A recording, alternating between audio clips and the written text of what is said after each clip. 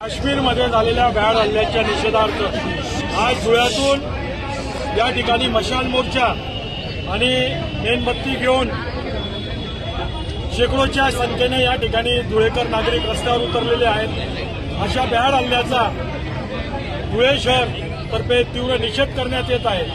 हिजड्यांच्या जातीने या नामर्दांनी या ठिकाणी निहत्या लोकांवर जो हल्ला केला, जात विचारली नाही, पात विचारली नाही, धर्माच्या आधारावर बंदुका घेऊन त्यांच्यावर हल्ला केला।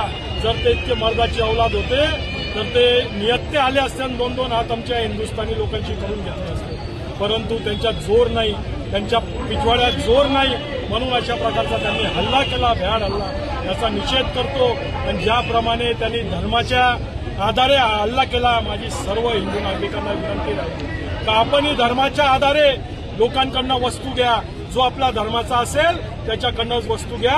आजपासून हे बंद करा आणि यांना अद्दल घडवल्याशिवाय भारतातील प्रत्येक हिंदू नागरिक शांत बसणार नाही। जय श्रीराम।